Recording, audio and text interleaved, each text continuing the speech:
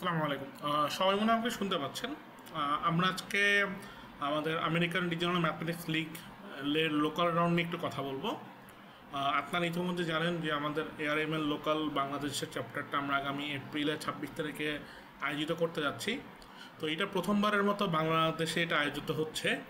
তো অনেকের কাছেই ইভেন্টটা কি, ইভেন্ট সম্পর্কে একটু অনেকেই জিজ্ঞাসা করছেন। তো ইভেন্টটার সম্পর্কে আমরা একটা ছোট বিস্তারিত আজকে আপনাদের সামনে তুলে ধরবো। আচ্ছা, হিস্ট্রি যদি একটু বলি যে এআরএমএল হচ্ছে আমেরিকান রিজিওনাল ম্যাথমেটিক্স লিগ, যেটা আসলে ইউএসের যে স্টেটগুলো রয়েছে তাদের জন্য একটা খুবই গুরুত্বপূর্ণ প্রতিযোগিতা। এটা ওদের স্টেট টু স্টেট কম্পিটিশন হয়ে থাকে। মূল প্রতিযোগিতা হচ্ছে একটা স্টেটের 15 জন মিলে একজন টিম হয়। 15 জনের একটা টিম 4টা ইভেন্ট অংশগ্রহণ করে: individual round, team round, relay round, power round. এই প্রতিটা রাউন্ডের তাদের যে ফলাফল, তাদের সম্মিলিত একটা রেজাল্টের ভিত্তিতে স্টেটগুলোর মধ্যে যেই টিমটা সবচেয়ে ভালো করে তাকে ন্যাশনাল চ্যাম্পিয়ন ঘোষণা করা হয়। এটা 1976 থেকে ওরা আয়োজিত করে আসছে এবং এটা ইউএসের অন্যতম হাই স্কুলের একটা প্রেস্টিজিয়াস অলিম্পিয়াড। প্রতিটি স্টেটের নিজস্ব সারা বছর ধরে প্ল্যানিং থাকে যে তারা একটা স্টেট টিম ফর্ম করে এআরএমএল এর আয়োজন হবে। এআরএমএলটা ওদের 4টি স্টেটে 4টি ইউনিভার্সিটিতে আয়োজিত হয়ে থাকে। এআরএমএল কমিটি 2017 থেকে এই ইভেন্টটাকে প্রচারিত মানে বিভিন্ন জায়গায় সরিয়ে দেওয়ার জন্য নতুন একটি ইভেন্ট চালু করে, যেটা কিছুটা এআরএমএল এর মতোই, যেটাকে আমরা ওরা নাম দিয়েছে এআরএমএল লোকাল। এআরএমএল লোকাল 2017 থেকে বিভিন্ন দেশে আয়োজিত হয়ে থাকে।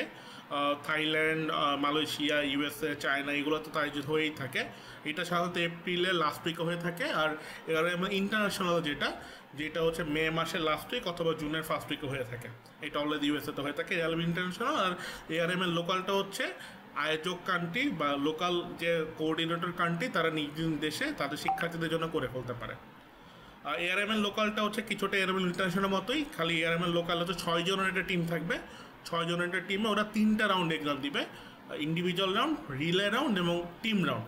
আমাদের দেশে আমরা যে অলিম্পিয়াডগুলোর সাথে পরিচিত থাকি সেগুলো সবগুলো মূলত ইন্ডিভিজুয়াল রাউন্ড এবং ইন্ডিভিজুয়াল পরীক্ষার উপরে বেসিস করেই তাকে আসলে পুরস্কৃত করা হয়।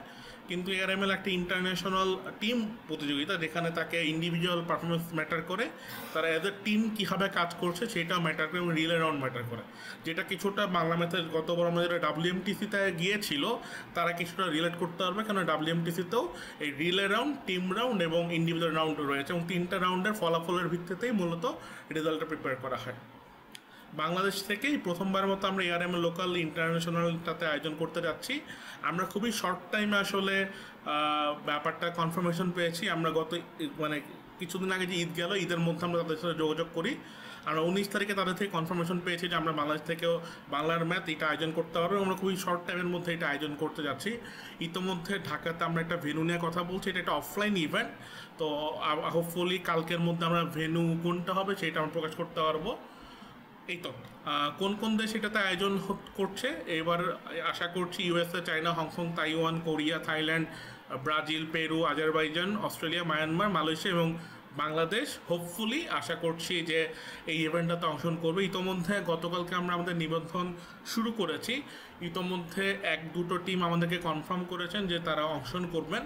আরও টিম হয়তো করবেন। আমাদের একটা লিমিট আমরা চেষ্টা করছি যে 6 থেকে 8টা টিমের মধ্যে যদি হয়ে যায় তখন আমরা হয়তো নিবন্ধনটা অফ করে দিব। যেহেতু আমরা প্রথমবার মধ্যে করছি, আমাদের একটা লিমিটেশন, সিট লিমিটেশন রয়েছে। তো এই জন্য যারা আগে আগে নিবন্ধন করবেন তাদেরকে আমরা এই সুযোগটা দিতে পারবো। তো প্রতিযোগিতাটাকে একটু যদি বলি, প্রতিযোগিতা মূলত প্রথমটা হচ্ছে ইন্ডিভিজুয়াল রাউন্ড হয়। ইন্ডিভিজুয়াল রাউন্ডে হচ্ছে টোটাল 50 মিনিট 10টা প্রবলেম থাকে। কম্পিটিশন রুলস অনুযায়ী প্রত্যেক প্রতিযোগীকে 2টা করে প্রবলেম দেওয়া হবে 10 মিনিটের জন্য। 10 মিনিটে 2টা প্রবলেম সলভ করবে। ওই 2টা পরবর্তীতে করতে হবে, পরবর্তীতে তাকে আরও 2টা প্রবলেম দেওয়া হবে 10 মিনিটের জন্য। আর আরেকটা লোক বলে রাখি, এইটাতে কোনো ক্যাটাগরি নেই, একটাই ক্যাটাগরি। হাই স্কুল বলতে স্কুল কলেজের যে কোনো শিক্ষার্থীরা নিজেদের টিম ফর্ম করে পরীক্ষাতে অংশগ্রহণ করবে। এখানে প্রাইমারি, জুনিয়র, সেকেন্ডারি, হায়ার, আমরা যেটা আসলে বাংলাদেশে অভ্যস্ত যে ক্যাটাগরিগুলো, এইরকম কোনো ক্যাটাগরি নেই, একটা মাত্র এই ক্যাটাগরি। এখানে ক্লাস 4-এর শিক্ষার্থীর সাথে ক্লাস 11-এর শিক্ষার্থী একই ক্যাটাগরিতে একই প্রশ্নের পরীক্ষা দিবে। এবং আমরা যদি একটু প্রশ্নগুলোর দিকে লক্ষ্য করি, প্রশ্নগুলো আসলে তুলনামূলকভাবে মূলত হাই স্কুল বা 9, 10, 11, 12 বা 8, 9, 10, 11, 12 শিক্ষার্থীদের কথা মাথায় রেখে বা সেই ধরনের টপিক রিলেটেড প্রশ্ন নিয়েই আসে। আমরা একটা স্যাম্পল প্রশ্ন দেখছি, যেমন বেইজ রিলেটেড একটা কোশ্চেন ছিল, এটা একটা ইঞ্জিনিয়ারিংয়ের প্রথম প্রশ্ন, যে বেইজ রিলেটেড একটা প্রবলেম আছে। কোশ্চেন নাম্বার 3-তে পাওয়ার রিলেটেড নাম্বার থিওরির একটা প্রবলেম আসে। কোশ্চেন নাম্বার 5-এ কোঅর্ডিনেট প্লেন বা কোঅর্ডিনেট নিয়ে যাদের আইডিয়া আছে সেই ধরনের একটা জিওমেট্রি প্রবলেম আসে, ঠিক আছে। কোশ্চেন নাম্বার 6-এ একটা ফাংশন রিলেটেড প্রবলেম আছে বা পলিনিউমাল রিলেটেড প্রবলেম আছে। তো এই ধরনের কনসেপ্টের সাথে যারা ইউজ টু তাদেরকেই আসলে এই ধরনের প্রবলেমে বা এই ধরনের কম্পিটিশনে এনকারেজ করতে যাচ্ছি অংশগ্রহণ করার জন্য। এর পরবর্তীতেও যদি আমরা পরের রাউন্ডটা দেখি,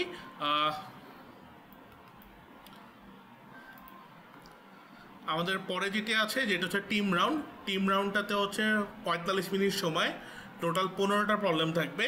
এইখানে দলের 6 জন মিলে একসাথে ডিসকাশন করে এই 15টা প্রবলেম সলভ করবে। আর এর পরবর্তীতে যেটা খুব interesting, relay round. Relay round ওটা তোদের 3 ধাপে হয়। রিলে রাউন্ডটা কনসেপ্টটা খুব মজার, যে টিমের সবাই গ্রুপ হিসেবে ভাগ হয়। লেটসে প্রথম রাউন্ডটাতে 2 জন মিলে গ্রুপ হবে, প্লেয়ার এ এবং প্লেয়ার বি। প্লেয়ার এ হচ্ছে প্রথম কোশ্চেনটা পাবে এবং প্লেয়ার বি হচ্ছে 2 নম্বর কোশ্চেনটা পাবে। কোশ্চেন নাম্বার 1-এর যে আনসারটা সেইটা কোশ্চেন নাম্বার 2 সলভ করতে কাজে লাগবে। তো একই সাথে প্লেয়ার একে 1 নম্বর সলভ করতে হবে, at the same time player 2-কে কোশ্চেন 2 সলভ করতে হবে এবং প্লেয়ার 1-এর অ্যান্সার উপরে ডিপেন্ড করে প্লেয়ার 2-এর অ্যান্সারটা বের করতে হবে। এইটাকে ওরা বলছে রিলে রাউন্ড। তো রিলে রাউন্ড, টিম রাউন্ড এবং ইন্ডিভিজুয়াল, এই 3টা রাউন্ডই দলের সবাই অংশগ্রহণ করবে এবং প্রতিটা রাউন্ডের ফলাফলের উপর ভিত্তি করেই ফাইনাল যে র্যাঙ্ক লিস্ট সেটা প্রদান করা হবে। Final rank list country wise দেওয়া হয় এবং কান্ট্রি ওয়াইজ দেওয়ার পরে সম্মিলিত যেই যতগুলো দল অংশগ্রহণ করে ওয়ার্ল্ড ওয়াইড তাদের মধ্যে একটা র্যাঙ্ক লিস্ট দেওয়া হয়। যারা র্যাঙ্কে ভালো করে তাদের একটা ছোট সম্মানই আছে, প্রাইজ মানি বা কিছু গিফট ভাউচার আছে, যেটা ইউএসএ থেকে প্রোভাইড করা হয়।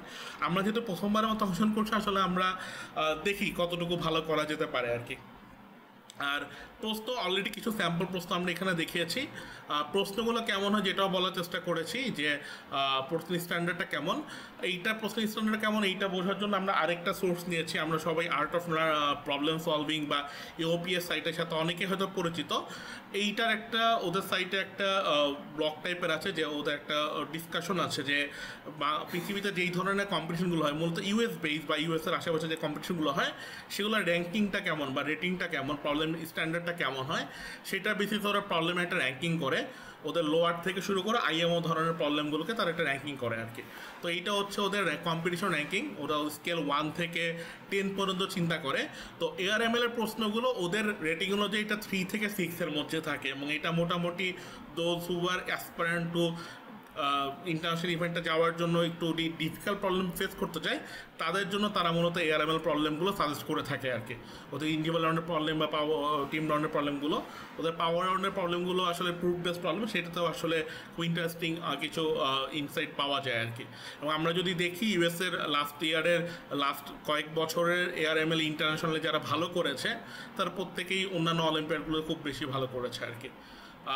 এই ছিল মোটামুটি হচ্ছে আমাদের এআরএমএল নিয়ে সংক্রান্ত সব কিছু আলোচনা। তো আপনারা আশা করছি ইতিমধ্যে যতটুকু ইনফরমেশন জেনে গেছেন। এরপরে যদি ফার্দার কিছু জানতে চান, জাস্ট এআরএমএল লিখে গুগল সার্চ করলেই আপনি এআরএমএল ইন্টারন্যাশনাল ইভেন্ট এবং এআরএমএল লোকালের প্রশ্নগুলো সম্পর্কে জানতে পারবেন, ইভেন্ট সম্পর্কে জানতে পারবেন। আর আপনারা কেউ যদি বাংলার ম্যাথের এই আয়োজিত এআরএমএল লোকালে অংশগ্রহণ করতে চান, অবশ্যই লিঙ্কে যেই আমাদের রেজিস্ট্রেশন ফর্মটি আছে সেটি অবশ্যই পূরণ করবেন। আমরা চেষ্টা করব যে প্রতিদিন 26 তারিখের আগে এআরএমএল নিয়ে কিছু ডিসকাশন করার, প্রবলেমগুলো নিয়ে ডিসকাশন করার, এবং যেহেতু এটা প্রথমবারের মতো বাংলা থেকে অংশগ্রহণ করতে যাচ্ছে, কীভাবে আসলে ভালো করলে আমাদের দেশের ছেলেরা ওয়ার্ল্ড ওয়াইড ভালো করতে পারে সেটা নিয়ে আমরা কিছু আলোচনা করার চেষ্টা করব। তো আপাতত আজকের এই আলোচনাটা এখানে শেষ করছি। যারা আগ্রহী তারা কমেন্ট বক্সে আমাদের রেজিস্ট্রেশন লিঙ্ক ঝটপট করে পূরণ করে ফেলবেন টিম ফর্ম করে। আর অবশ্যই যেটা আরেকটা কথা ভুলে গেছি, এইখানে যেহেতু একটা ফি ইনকার করবে আমাদেরকে, এআরএমএল আয়োজকদেরকে একটা টিম রেজিস্ট্রেশন পেমেন্ট দিতে হবে, আমাদের একটা অফলাইন ইভেন্ট যেতে হবে, সেখানকার একটা লজিস্টিক খরচ রয়েছে। তো এই কারণে এই ইভেন্টটাতে অংশগ্রহণ করতে হলে প্রত্যেক শিক্ষার্থীর একটা রেজিস্ট্রেশন ফি রয়েছে।